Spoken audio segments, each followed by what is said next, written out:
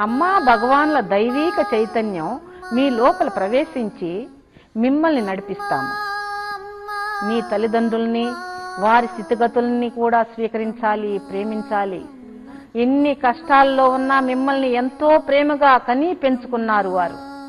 మీ స్నేహితులు కొన్న ఆడంబరాలను చూసి అవన్నీ మీ తల్లిదండ్రులు కొనివ్వలేదని వారిని ఏవగించుకోవటం చాలా పెద్ద అపరాధము, ఘోరము. వారి ఆశీర్వచనం లేకుండా విజయం సాధించలేరు మీరు. మీలో ఏకాగ్రత భంగం కలగటానికి కారణం కూడా మీ తల్లిదండ్రులతో బాంధవ్యం సరిలేకపోవటమే.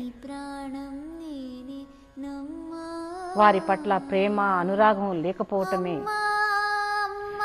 నా ఆశీర్వచనం కూడా మీకు వారి ద్వారానే వస్తుంది. వారిని ప్రేమించి ఆదరించాలి, వారికి సేవ చేయాలి, వీలైనంత సహాయపడాలి. మిమ్మల్ని అంతగా ప్రేమించే వారి దగ్గరే మీరు ఇంత స్వార్థంగా ఉంటే ఎలా? తప్పు. మీకు తెలియనిదేముంది? చరిత్ర పుటాల్ని తిరిగివేయండి. పేదవారు అన్ని రకాల కష్టాల్లో పుట్టి పెరిగి గొప్పవారైన వారున్నారు. అందమే లేకుండా గొప్పవారైన వారున్నారు. అలాగే ఆస్తి, అంతస్తు, అందం అన్నీ ఉండి క్షీణదశ పట్టిన వాళ్ళు ఉన్నారు. ఈ సౌకర్యాలు, ఈ సదుపాయాలు ఉన్న వాళ్ళు ఎదిగారు, లేని వాళ్ళు ఎదిగారు. జీవితంలో పైకి రావటం మీ చేతుల్లో ఉంది.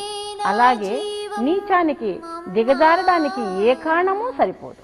పైకి ఎదగకుండా ఉండటానికి ఏ కారణమూ సరిపోదు. నేను మీకు తోడు ఉంటాను కదా.